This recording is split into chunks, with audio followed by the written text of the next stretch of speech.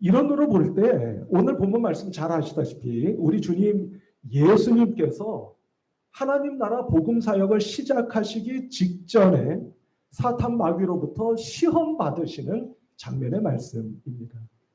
이 장면은 아주 중요한 장면이라고 말씀드리지 않을 수 없습니다. 왜 그럴까요? 같은 이치입니다. 이 말씀 속에서 예수님께서 어떤 모습을 우리에게 보여주시고 성경은 예수님의 모습을 어떻게 기록하고 있느냐에 따라서 예수님께서 이 시험을 통과하신 이후에 펼쳐가실 하나님 나라 복음 사역이 어떤 사역인지를 우리에게 보여주시는 말씀이 되기 때문입니다. 그런데 여기서 한 가지 재미있고도 놀라운 사실이 하나 있습니다. 그것은 무엇이냐면 이 사탄으로부터 시험 받으시는 예수님이 지금 어떤 상태이셨느냐 하는 것을 오늘 본문 말씀 첫 절이 우리에게 보여주고 있기 때문입니다. 첫 절을 한번 보실까요? 1절 말씀입니다.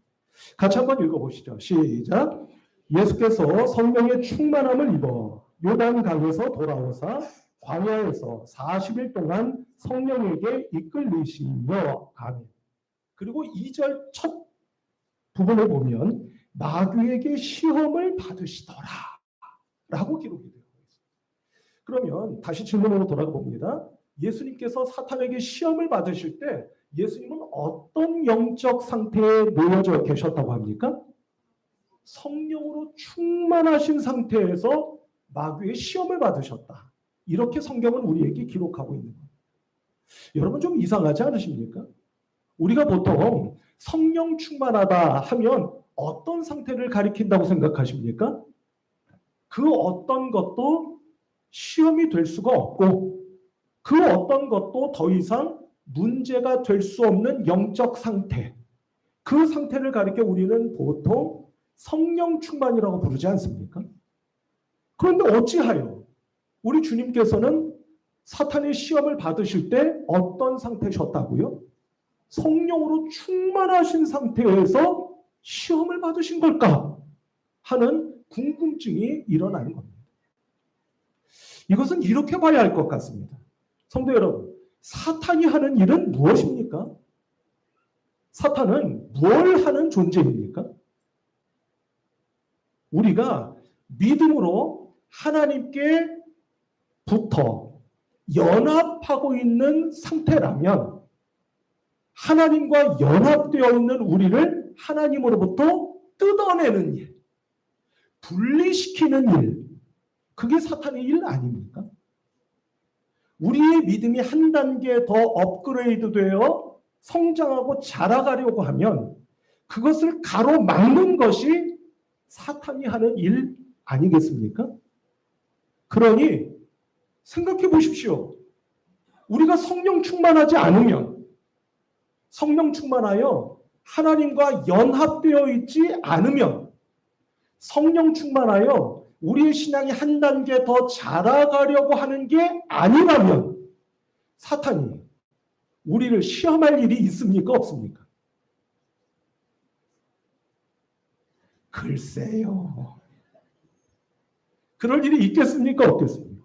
없는 겁니다.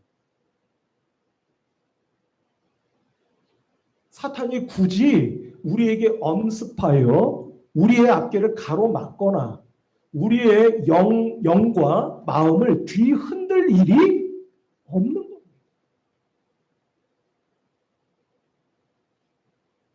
그러므로 성도 여러분, 성령 충만하셔서 여러분께서 더욱 하나님과 친밀해지는 여러분들이 되시기를 바라고요. 여러분들의 신앙이 더욱 자라가시는 여러분들이 되시기를 바라는데요. 그럴 때 사탄이 여러분들을 시험할 수 있음을 잊지 마시고 그 시험이 닥쳐올 때 더욱 재미있고도 놀라운 사실은 그 시험을 물리치는 것 또한 무엇이겠습니까? 성령 충만입니다. 성령 충만으로 성령 충만할 때 다가오고 엄습해 올 수 있는 영적인 시험과 유혹 또한 성령 충만으로 물리치실 수 있는 우리 성도 여러분들 한 분 한 분 모두가 되시기를 주님의 이름으로 축복합니다. 그러면 오늘 본문 말씀을 보면 사탄이 예수님을 시험한 것은 몇 가지죠? 여러분들 잘 아시죠? 이 본문 말씀을 아마 처음 접하신 성도님은 없으실 겁니다. 몇 가지의 시험을 합니까? 우리가 대개 3가지의 시험을 하였다라고 말합니다. 그러면 첫 번째 시험이 무엇일까?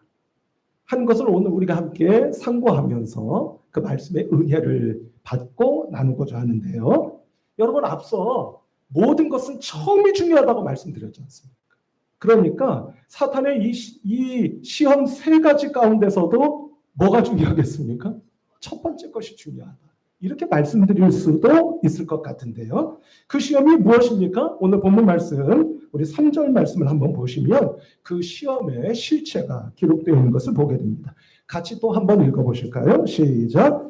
마귀가 이르되 네가 만일 하나님의 아들이거든 이 돌들에게 명하여 떡이 되게 하라. 아멘. 이렇게 말씀하고 있는 것을 보게 됩니다. 그러니까 여러분 첫 번째 시험의 실체는 무엇이었던 겁니까? 돌을 떡으로 만들어 먹어라 라고 하는 시험인 것을 우리가 알 수 있고 이 시험은 우리 성도 여러분들이 다 잘 알고 계시는 아마 그런 시험이리라 생각이 됩니다. 여러분 돌을 떡으로 만들어 먹어라. 바꿔 말하면 지금 예수님은 어떤 상태세요? 너무 말씀을 귀담아 잘 들어주셔서 감사합니다. 성령 충만한 상태이기는 하지만 잘 아시다시피 예수님은 광야에서 40일 동안 금식하며 기도하고 계셨습니다. 금식을 해보신 분들 아시죠? 또 본이든 아니든 한두 끼를 굶어보신 분도 아실 겁니다. 그리고 저처럼 식탐이 강한 사람은 더 잘 알죠.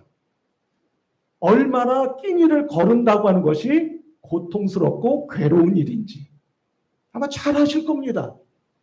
그러니 주님께 너 말이야 이 돌을 떡으로 만들어 먹어. 야, 너 배고프지 않아? 라고 하는 이 말, 이 시험과 유혹은 참으로 견디기가 어려운 시험이었을 것임에 틀림없을 겁니다. 그런데요, 사탄은 이처럼 직설적일 뿐만 아니라 아주 교묘하기도 합니다. 오늘 말씀을 가만히 보시면 제가 처음 드리는 말씀은 아닙니다만 여러분 이렇게 말씀하고 있지 않습니까? 3절 다시 한 번만 보실까요? 마귀가 이르되 네가 만일 하나님의 아들이었든 라고 말하는 겁니다. 여러분 우리 주님 예수님께서 하나님의 아들이십니까? 아니십니까? 하나님의 아들이십니다. 성서학자들 가운데는 이런 걸 가지고도 고민했던 학자들이 있습니다. 뭘 가지고 고민했느냐면요. 예수님은 과연 언제부터 당신 자신이 하나님의 아들이라는 것을 아셨을까? 하는 것을 가지고 고민하고 연구하고 논쟁했던 성서학자들이 있습니다. 다른 것은 다 차치하고라도요. 여러분 우리 오늘 본문 말씀은 아닙니다만 바로 앞장 누가복음 3장을 한번 보실까요? 3장의 22절을 한번 보시죠. 이 장면은 예수님께서 세례 요한으로부터 요단강에서 세례를 받으시는 장면의 말씀입니다. 바로 앞장인 3장 22절. 같이 한번 읽어보실까요? 시작. 성령이 비둘기 같은 형체로 그의 위에 강림하시더니 하늘로부터 소리가 나기를 너는 내 사랑하는 아들이라 내가 너를 기뻐하노라 하시니라. 아멘. 이렇게 되어 있습니다. 그러니까 여러분, 이 누가복음 3장 22절의 말씀을 보면 적어도 예수님이 세례를 받으시는 그 순간부터는 확실하게 예수님이 당신 자신이 누구시라는 것을, 하나님의 아들이시라는 것을 알았을 것으로 보여진다는 겁니다. 그러면 4장에서 사탄의 시험을 받으실 때 네가 하나님의 아들이거든, 이어든 이라고 하는 말을 들으신 그 예수님이 그 순간 당신이 하나님의 아들이시라는 것을 아셨다는 겁니까? 모르셨다는 겁니까? 알고 계셨다는 얘기예요. 여러분, 이것은 시쳇말로 자존심의 문제 아닙니까? 여러분, 자존심 세세요, 안 세세요? 짐짓 안 세신 것처럼 표정을 짓고 계신다 해도 우리 서로 다 알지 않습니까? 내가 얼마나 자존심이 센지를. 예수님은 하나님의 아들이십니다. 그런 예수님께 네가 하나님의 아들이라면 해봐 라고 유혹하는 유혹은 참으로 교묘하고 교활하기 이를 데 없는 시험이라고 말씀드리지 않을 수 없다. 왜냐? 하나님의 아들이 맞다면 하나님께서 부여하신 능력이 있으시겠습니까? 없으시겠습니까? 얼마든지 있으신 분이신 겁니다. 돌을 떡으로 만들어 먹는 능력 있으시겠습니까? 없으시겠습니까? 똑같은 경우는 아니라 할지라도 우리가 공관복음서를 보면 예수님께서 똑같이 행하신 일을 기록하고 있는데요. 여러분, 그 예수님의 떡을 만드시는 능력을 기록하고 있는 기적의 사건이 있지 않습니까? 그 사건이 뭐죠? 그렇습니다. 오병이어의 사건을 우리가 잘 알고 있지 않습니까? 떡 5개와 물고기 2마리로 5,000명 또는 4,000명을 먹이신 그 기적을 일으키신 분이 우리 주님 예수님 아니십니까? 그러니 예수님께는 그런 능력이 있으신 겁니다. 그러니 이 시험이 얼마나 교묘하고 교활한 시험인 것을 우리가 알 수가 있다. 이렇게 말씀드릴 수 있겠다 하는 겁니다. 그러면 성도 여러분, 여기서 우리가 한 가지 생각해 볼 것이 있습니다. 사탄은요, 대체 왜 첫 시험으로 돌을 떡으로 만들어 먹으라는 시험을 걸어온 걸까요? 이것은 우리 사람에게 있어서 가장 기본적인 본능에 관련된 문제이기도 하겠죠? 앞서 말씀드린 것처럼 여러분, 우리가 옷은 해진 옷을 입거나 헌 옷을 입을 수 있다 할지라도 앞서 말씀드린 것처럼 끼니를 거른다고 하는 것은 너무나 힘들고 받아들이기 어려운 일이지 않겠습니까? 그런데 그뿐만이 아닙니다. 성경을 가만히 생각해 보면 사탄에게는요, 이미 경험이 있는 겁니다. 여러분, 혹시 그 단어를 기억하십니까? 그렇게 했더니 되더라 라는 경험, 그 경험을 3글자로 뭐라고 여러분께 말씀드렸는지 조금 오래된 얘기여서 기억하실지 모르겠습니다만 그것을 효용감이라고 표현한다 라고 말씀드린 일이 있습니다. 무슨 감이요? 효용감. 이게 뭐라고요? 그렇게 해봤더니 되더라. 그러니 사탄이 또 하지 않겠습니까? 그러면 이전에 어떤 일을 사탄이 해봤다는 얘기가 될까요? 놀라운 일이죠. 사탄은 창세기 첫 장면부터 먹는 문제를 가지고 상대방을 거꾸로 뜨려본 일이 있습니다. 그 대상이 누구였습니까? 아담과 물론 배고픔의 문제는 아니었죠. 그러나 어찌됐든 그 시험은 먹는 문제였습니다. 그때는 무엇을 먹어보라고 유혹했었습니까? 선악과를 먹으라. 먹는 문제에 우리가 이렇게 약하다는 거죠. 어찌됐든 사탄은 이미 경험해 본 겁니다. 첫 번째 사람 아담을 무너뜨려 본 경험이 있는 사탄은 두 번째 사람인 예수님조차도 먹는 문제로 시험하면 거꾸로 뜨릴 수 있겠다고 생각했던 것 같습니다. 그러면 이 시험에 대해서 예수님은 무엇이라고 대답하셨을까? 이것이 중요한 문제라고 여겨집니다. 오늘 본문 말씀 4절 말씀을 한번 볼까요? 이것이 사탄의 첫 번째 시험에 대한 예수님의 답변의 말씀이셨습니다. 4절 말씀 같이 한번 읽어볼까요? 시작. 예수께서 대답하시되 기록된 바 사람이 떡으로만 살 것이 아니라 하였느니라. 아멘. 여러분, 이 말씀은 예수님이 하신 말씀이기도 하시지만 그 순간 예수님이 구약 성경의 말씀을 끌어오신 거죠.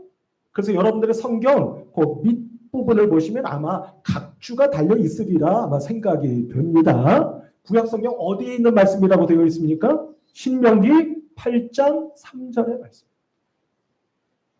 그 말씀을 그 순간 우리 주님께서는 떠올리시고 그 말씀을 끌어오셔서 말씀으로 사탄의 시험과 유혹을 물리치셨다는 말씀입니다.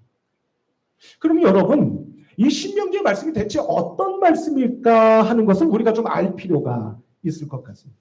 여러분, 신명기 8장 3절의 말씀, 그러니까 신명기 8장의 말씀은 여러분 뭐 신명기의 말씀이 대개가 다 그런 말씀이기도 합니다만 한번 잘 들어보시기 바랍니다.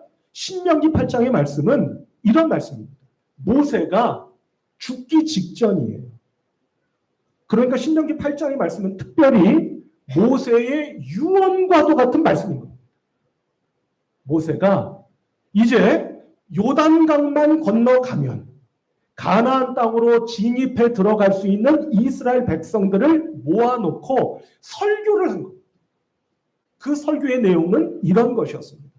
이스라엘 백성들아, 너희들이 이제 요단강만 건너면 하나님께서 약속하셨던 그 땅으로 들어가게 될 거야. 그런데 말이야, 가나안 땅으로 들어가면 너희들은 이제껏 광야 생활을 통해서는 들어보지, 눈으로 본 적도 경험해 보지도 못했던 풍요로운 물질적인 삶을 살게 될 거야. 그러니 그때 잊지 마라. 하나님이 너희 이스라엘 백성들을 어떻게 광야에서 인도해 주셨는지를, 그리고 인도해 주셨을 때 무엇으로? 하나님의 말씀으로 여기까지 인도해 주셨다고 하는 사실을 결코 잊지 마라. 라고 하신 말씀이었던 겁니다. 그 말씀을 시험 받으시는 그 자리, 그 시각에 우리 주님께서 떠올리시며 사탄에게 말씀하고 명하셨던 겁니다. 사람이 떡으로만 사는 것이 아니라 무엇으로 사는 것임을 말입니까? 하나님의 말씀으로 사는 것이야. 라고 선포하셨고 외치셨다. 라고 하는 것을 우리가 알 수 있다. 이렇게 말씀드릴 수 있겠다는 겁니다. 그러면 성도 여러분, 여기서 이제 우리가 결론적으로 결코 잊어서는 안 되는, 그래서 오늘 주님의 이름으로 우리 성도님들께 부탁하며 축복하는 것은 이 사실을 여러분들이 이 한 주간 꼭 마음속에 새기시며 살아가기를 바라는데요. 그것은 다른 것이 아닌 겁니다. 성도 여러분, 우리가 먹는 문제, 마시는 문제, 입는 문제, 쓰는 문제, 그 모든 것은 누가 책임져 주신다는 말씀에 다름이 아닌 겁니까?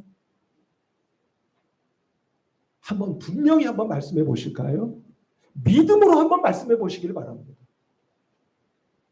내가 지금 물질의 문제를 겪고 있다 하더라도, 살아가는 삶의 이 모양 저 모양의 문제로 어려움을 겪고 있다 할지라도 우리의 먹고 마시고 입고 쓰는 그 모든 문제는 누가 책임져 주시는 것이라고 하는 사실을 주께서 사탄에게 준엄하게 말씀하고 계시는 것이라고 볼 수 있겠습니까? 바로 하나님께서 책임져 주시는 것이야 라고 하는 사실을 우리에게 가르쳐 주시고 말씀해 주고 계신다 라고 말씀드릴 수 있겠다. 우리 성도 여러분, 이 사실을 오늘 여러분들의 마음속에 꼭 새기시고 그 어떤 것으로도 잃지 마시고 그 어떤 것과도 맞바꾸지 않는 하나님의 말씀의 은혜가 되시기를 주님의 이름으로 축복합니다. 하나님, 제가 지금 물질의 어려움도 겪고 있고 가정의 어려움도 있고 모든 문제들이 있습니다. 그러나 그 모든 것은 하나님께서 결국 책임져 주실 것이라고 저는 믿습니다. 라고 하는 믿음이 저와 여러분들의 심령 가운데 충만해지시는 오늘 3월 셋째 주일, 하나님께서 하늘로부터 우리에게 부어주시는 말씀의 은혜요 축복이 되시기를 바란다 하는 것입니다. 성도 여러분, 이것은 성경적으로 우리가 증명할 수 있는 사실입니다. 우리가 출애굽기를 보면은요, 출애굽기 16장, 17장을 보면 아주 재미있는 사실이 기록되어 있는 것을 보게 되는데요. 여러분, 출애굽기 14장은 이스라엘 백성들의 홍해를 건너는 말씀입니다. 15장은 홍해를 건너고 나서 모세와 그의 누이 미리암이 하나님을 찬양하는 말씀이 기록되어 있습니다. 그리고 나서 16장으로 가면 어떤 말씀이 기록되어 있느냐면 참 재밌습니다. 이스라엘 백성들이 광야로 들어갑니다. 신광야로 들어가기 시작합니다. 여러분, 광야가 어떤 곳인지 익히 다 아시죠? 어떤 곳이라 했습니까? 아무것도 없는 곳, 그곳이 광야라고 말씀드렸습니다. 그러니 먹을 것이 있겠습니까? 없겠습니까? 먹을 것이 있을 턱이 없는 것. 그러니 이스라엘 백성들이 당연히 하나님을 향하여 먹을 것을 달라고 애걸복걸하는 겁니다. 그때 하나님께서 그들에게 먹을 것을 주신 겁니다. 그게 뭔 겁니까? 만나와 배추. 17장으로 가볼까요? 바로 뒷장입니다. 이번에는 이스라엘 백성들이 마실 것입니다. 목말라 죽겠다고 하나님께 애원하며 모세를 원망하는 겁니다. 그때 하나님께서 그 원망과 부르짖음을 들으시고 어떻게 하셨겠습니까? 그들에게 마실 것을 주신 겁니다. 그게 뭔 겁니까? 그게 석가지. 돌을 깨뜨려 모든 이스라엘 백성들이 더 이상 가라지 않도록 마실 수 있는 물을 주신 겁니다. 이처럼 하나님께서 당신의 말씀을 믿고 400년 이상을 살고 있던 애굽 땅을 출발하여 광야에 들어선 당신의 백성들에게 먹을 것과 마실 것을 책임져 주신다고 하는 사실을 기록한 말씀이 바로 출애굽기 16장과 17장의 말씀입니다.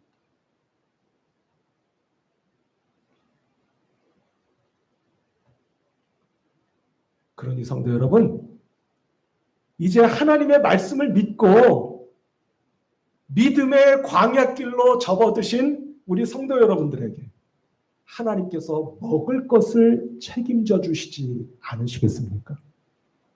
하나님께서 마실 것을 또한 책임져 주시지 않으시겠느냐 하는 것.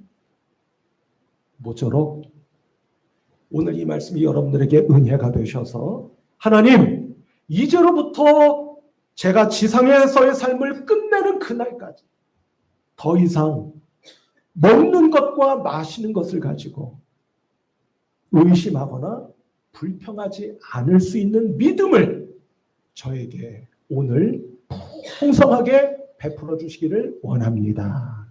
하나님 앞에 믿음으로 기도하시고 바라와 하나님께 간구하셔서 하나님께서 하늘로부터 여러분들에게 은혜를 내려주시어 오늘 여러분들의 심령에 이 믿음이 차고 넘치는 복된 은혜의 믿음의 시간이 되시기를 아울러 주님의 이름으로 부탁하며 축복합니다.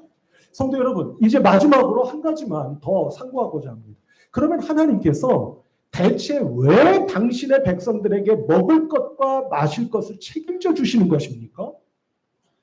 제가 그게 궁금했습니다. 왜 먹을 것과 마실 것을 책임져 주시죠? 당신의 백성이요? 자녀들이기 때문 아니시겠습니까? 그런데 그것 때문만이겠습니까? 하는 겁니다. 여러분 생각을 해보십시오. 여러분들에게 자녀들이 있지 않으십니까? 근데 그 자녀들이 나이가 예를 듭니다. 예입니다. 나이가 20이 넘고 30이 넘고 40이 넘었는데도 그런데도 여러분들이 먹여주기만 하신다면 그게 될 일입니까? 될 일입니까? 될 일이 아니지 않겠습니까? 먹여줘서 잘 자랐다면 이제는 어떻게 해야 합니까? 자기의 일을 하면서 살아가야 되는 것이 마땅한 삶의 순리 아니겠느냐. 그렇다면 성도 여러분, 신앙인도 마찬가지 아니겠습니까? 제가 지난주 중에 요즘 여러분 가장 뜨거운 핫한 영화가 한 편이 있죠. 우리 국민 5천만 국민 가운데 1200만 명이 그 영화를 봤답니다. 그러니까 거의 한 5명 또는 4명 가운데 1명이 그 영화를 벌써 봤다는 거예요. 무슨 영화죠? 왕과 사는 남자. 왕사람이라는 영화가 요즘 장안의 화제죠. 저도 마침 어느 집사님 한 분이 영화 티켓을, 목사님 영화 좋아하시니까 보라고 티켓을 주셔서 냉큼 받아다가 그 영화를 봤습니다. 참 재밌더라고요. 그리고 마지막 장면에서는 정말 눈물바람도 좀 하고요. 여러분들도 가능하면 그 영화를 한번 보시면 참 좋을 것 같습니다. 여러분 누구 이야기죠? 조선의 왕이었다가 폐위되어 강원도 영월 땅으로 귀향을 갔던, 그리고 그곳에서 숨이 끊어진 단종에 대한 이야기죠. 그의 나이 17이었답니다. 참 기가 막힐 일이죠. 근데 여러분 생각해 보십시오. 이조 시대입니다. 조선 시대. 왕이 있지 않습니까? 그럼 왕에게는 책무가 있죠. 어떤 책무가 있겠습니까? 나라를 지키고 백성들에게 먹을 것을 주어야 하는 것이 왕의 책무입니다. 근데 여러분, 왕에게만 책무가 있습니까? 그렇지 않습니다. 백성들에게도 책무가 있습니다. 나라에 문제가 생긴다면 앞장서서 나란 일에 충성하고 복무해야 하는 책무가 있습니다. 성도 여러분, 똑같은 겁니다. 하나님은 우리에게 먹을 것과 마실 것과 입을 것과 쓸 것을 주십니다. 그것이 하나님의 사랑이기도 하거니와 당신의 백성인 우리들을 향하신 아버지 하나님의 책무이기도 하신 겁니다. 그렇다면 하나님의 백성인 우리들에게도 책무가 있지 않겠느냐 하는 겁니다. 이제까지 왜 더 안 주십니까? 더 안 주십니까? 갖고 싶은데 왜 안 주십니까? 에서 머물러 있는 유아기적 신앙이 아니라 성인으로서, 신앙적인 성인으로서 하나님, 당신께서 이제까지 저를 살려주셨습니다. 비록 차고 넘치도록 부어주신 것은 아닐지라도 먹고 살아오며 지켜주셨습니다. 그렇다면 이제는 저도 하나님께서 저에게 바라시고 기대하시고 뜻하신 바를 더 이상 외면해서는 아니 되지 않겠습니까? 하나님께서 펼쳐가기를 원하시는 당신의 나란 일을 제가 앞장서서 복무하고 충성을 다해야 되는 것이 저의 책무 아니겠습니까? 하는 거죠. 앞서 그것이 하나님의 책무입니다라고 말씀드렸을 때는 다들 아멘 하셨죠. 그런데 우리에게도 책무가 있습니다라고 하시니 말씀드리니 아무도 아멘을 안 하시죠. 성도 여러분, 우리에게도 책무가 있음을 결단코 잊지 않으시는 우리 성도 여러분들이 되시기를 주님의 이름으로 권면하며 축복합니다. 언제까지나 하나님 더 주세요, 더 주세요, 더 주세요. 그 기도에 갇혀 아무 하나님의 일도 하지 못하는 우리가 되어서는 안 된다는 말씀. 비록 지금 내 현실이 부족함이 있고 어려움이 있을지라도 하나님께서 여기까지 먹여주셨고 마시우게 하셨으며 물질까지 건강까지 허락하셨다는 것을 믿고 앞으로도 하나님께서 채워주실 것을 믿으며 지금 이 순간 이 자리에서 하나님께서 나에게 원하시는 바 그분의 일에 내가 믿음으로 순종하여 동참할 수 있어야 한다는 사실을 잊으셔서는 안 된다는 말씀입니다. 그리고 더 나아가 그 일을 깨달아 알고 믿음으로 순종하여 그 일에 동참하는 성도 여러분들에게 더 큰 물질과 건강, 필요한 모든 것들을 차고 넘치도록 부어주시는 하나님의 은혜가 임하시게 될 것이라고 하는 사실을 믿으시는 성도 여러분들이 되시면 좋겠다는 말씀입니다. 그 사실을 성경은 우리들에게 명명백백하게 기록하고 계시지 않습니까? 그 말씀이 바로 마태복음 6장 33절 우리가 너무나도 잘 알고 있는 말씀인 것입니다. 우리 믿음으로 그냥 문자로만 읽지 마시고 믿음으로 함께 읽으시면 좋겠습니다. 같이 한번 읽어볼까요? 시작. 그런즉 너희는 먼저 그의 나라와 그의 의를 구하라.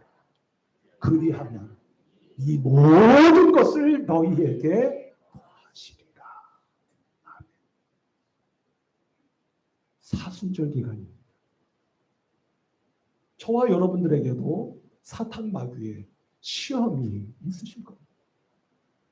오늘 이 시간에 성령 충만하신 성도 여러분들이 되시고 그 결과 말씀으로 충만한 성도 여러분들이 되셔서 사탄 마귀의 시험을 말씀으로 물리치시며 당신께서 걸어가셔야 할 십자가의 길을 뚜벅뚜벅뚜벅 걸어가신 주님의 뒤를 바라봅니다. 그 길이 나의 길이 되기를 믿음으로 기도하며 이 한 주간을 주님의 뒤를 쫓아 살아가시는 우리 성도 여러분들 한 분 한 분 모두가 되시기를 주님의 이름으로 권면하며 축복합니다. 기도하십시오. 하나님 아버지 감사합니다. 은혜로 덧입혀 주셔서 성령 충만하게 하시고 우리에게 닥쳐오는 사탄 마귀의 모든 시험, 특별히 더 많이 먹어야지, 더 많은 걸 가져야지, 더 높은 자리에 올라가야지, 너는 그것만 생각해 라고 우리에게 유혹하는 사탄 마귀의 시험을 아니 떡이나 다른 어떤 걸로만 사는 것이 아니라 하나님의 말씀으로 나는 살아갈 거야. 사탄에게 선포하며 외치며 그 유혹과 시험을 물리치며 주님의 뒤를 한 걸음 한 걸음 쫓아 살아가는 모든 믿음의 놀라운 은혜로 점철된 복된 성도들 다 될 수 있도록 하나님 은혜를 베풀어 주시옵소서. 예수 그리스도의 이름으로 간절히 기도하옵나이다. 아멘.